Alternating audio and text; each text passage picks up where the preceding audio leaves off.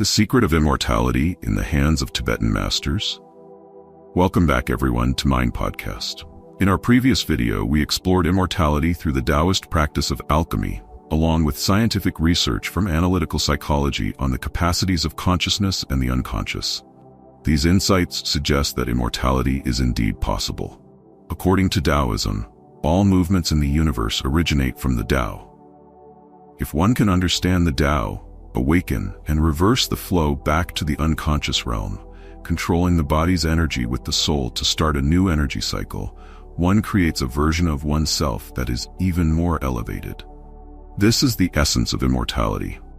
The mind serves as the source of the microcosm, as well as the origin of the universe.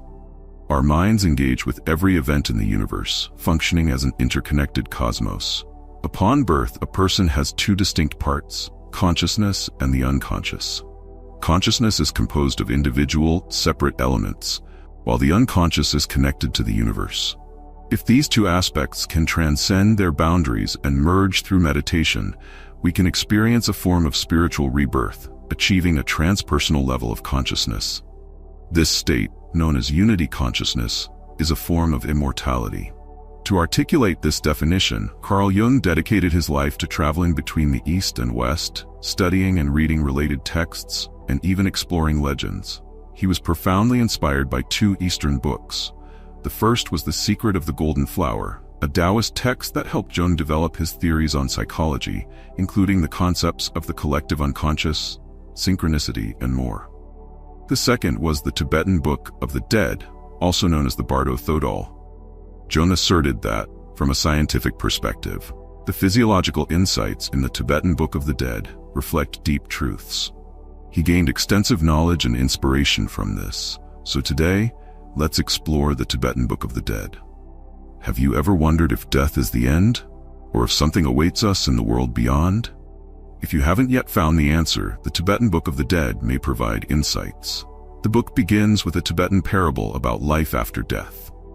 Over 1,300 years ago, when Arab forces invaded northern India and what is now Pakistan, these regions became part of the Islamic world. At that time, many Buddhist monks from Pakistan fled to Tibet, Nepal, and southern India.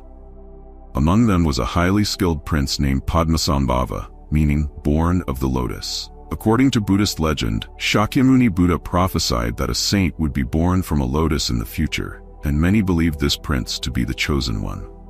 Padmasambhava possessed advanced philosophical understanding beyond the knowledge of the people at that time. He spread Buddhism widely, guiding the populace to spiritual awakening. Eventually, he became a great ruler, leading his land into a period of prosperity. However, when Islamic forces invaded his kingdom, he had to flee to Tibet, which was the only region able to resist the Arab forces. The Tibetan king held Padmasambhava in high regard and invited him to stay in Tibet, hoping he would help govern the country and spread Buddhist teachings from India to the Tibetan people. Through Padmasambhava's teachings, the people of Tibet attained enlightenment and embraced the wisdom that came from the birthplace of Buddhism. One day, Padmasambhava told his disciples that he foresaw a future in which a counter-revolutionary movement might lead to the downfall of Buddhism on the Tibetan plateau. He warned that monks would be killed, most monasteries burned, and the treasured scriptures and teachings lost. At that time, gods and demons would dominate the highlands, and this would be an inevitable catastrophe they would have to face. To prepare, he wished to record all essential teachings in scripture so that, at the right moment, someone among his disciples would naturally awaken to these teachings and rediscover the wisdom he left behind. Buddhism would then rise again, stronger, on the Tibetan plateau. The very next day, Padmasambhava disappeared before his disciples could understand the full meaning of his words. Historians believe he left Tibet after instructing his disciples to hide critical scriptures in a cave.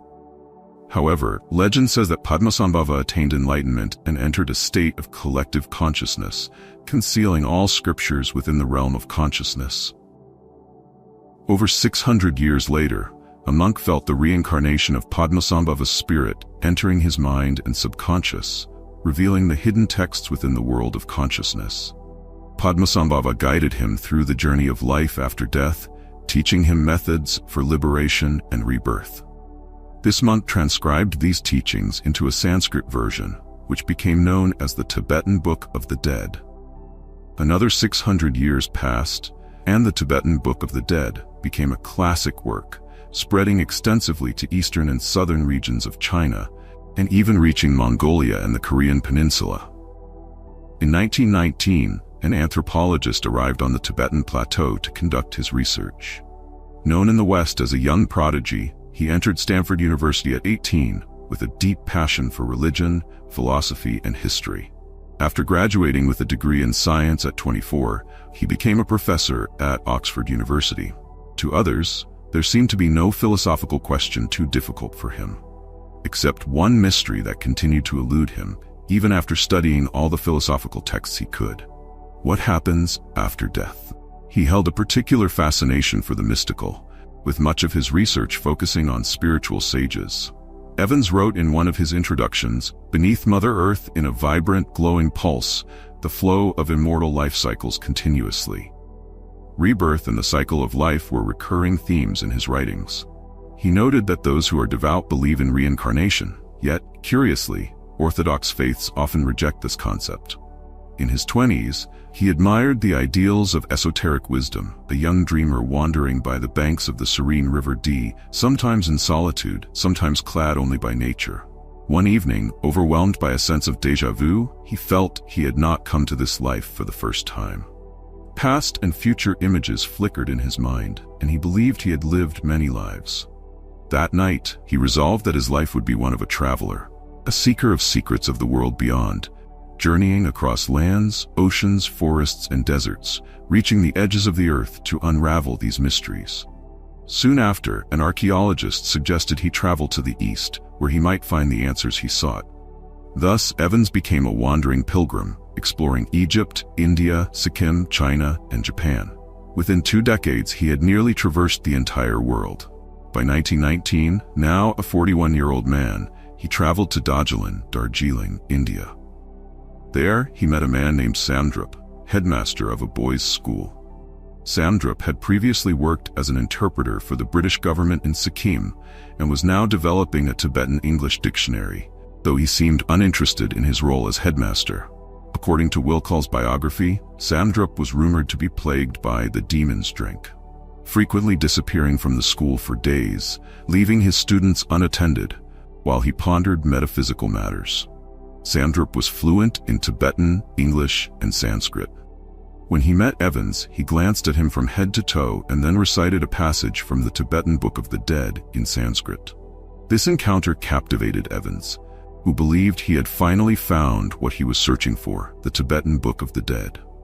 In the years that followed, Evans began waking at 6 a.m. daily to attend classes with Samdrup, listening to him explain the Sanskrit manuscript of the Tibetan Book of the Dead.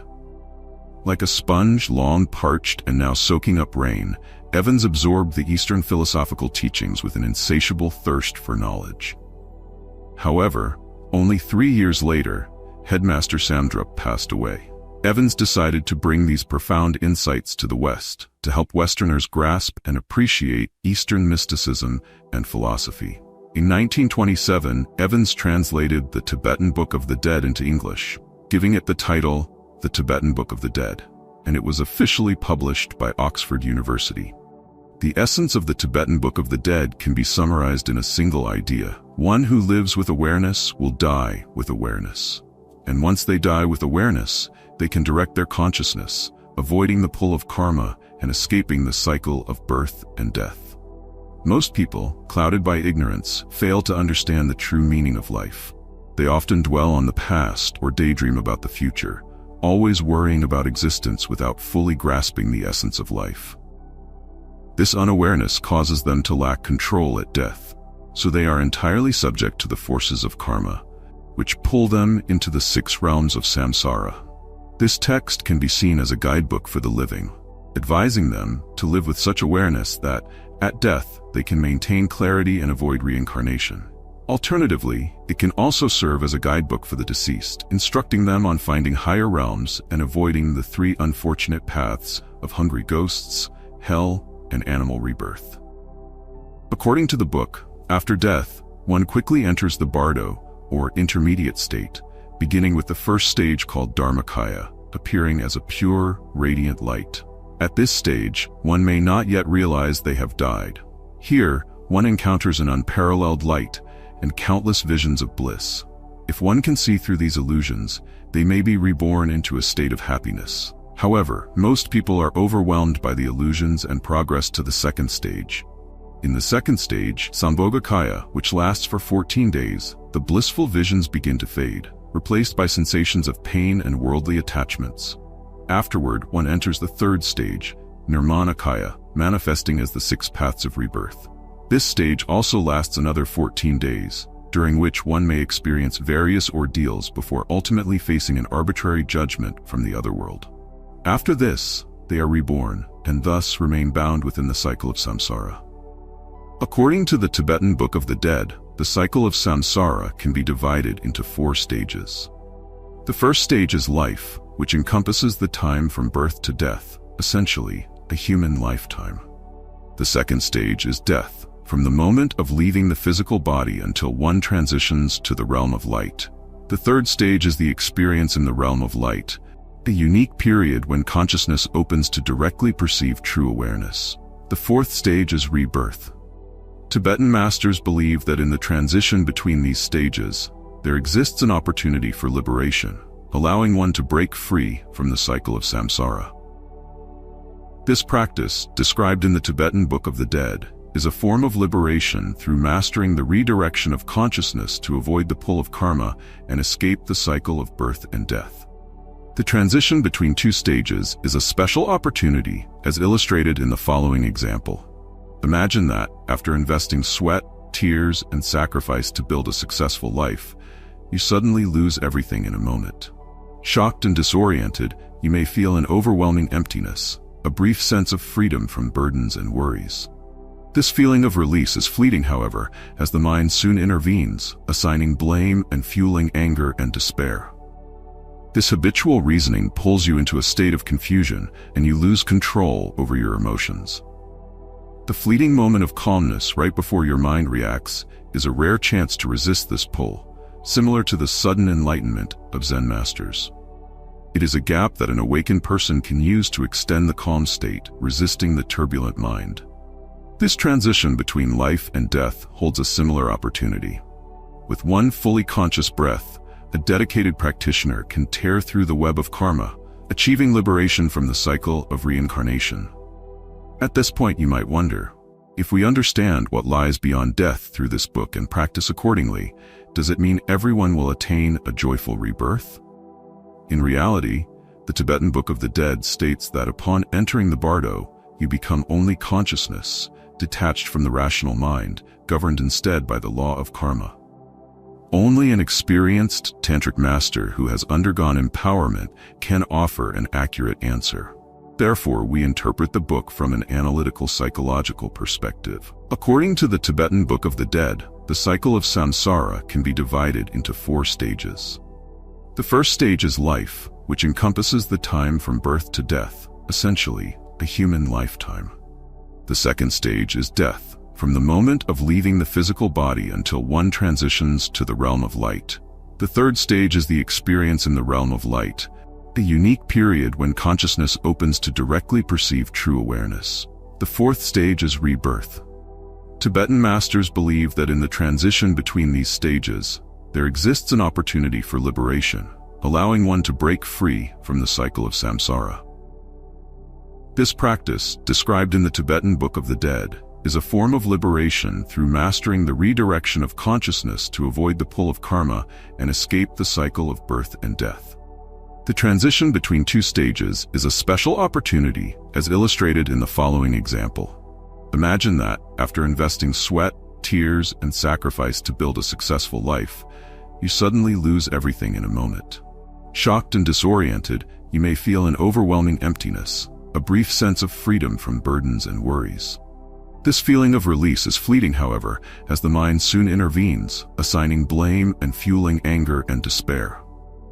This habitual reasoning pulls you into a state of confusion, and you lose control over your emotions. The fleeting moment of calmness right before your mind reacts is a rare chance to resist this pull, similar to the sudden enlightenment of Zen masters. It is a gap that an awakened person can use to extend the calm state, resisting the turbulent mind.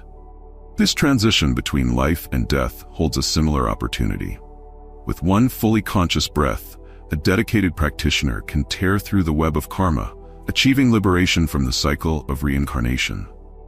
At this point, you might wonder, if we understand what lies beyond death through this book and practice accordingly, does it mean everyone will attain a joyful rebirth? In reality, the Tibetan Book of the Dead states that upon entering the bardo, you become only consciousness, detached from the rational mind, governed instead by the law of karma.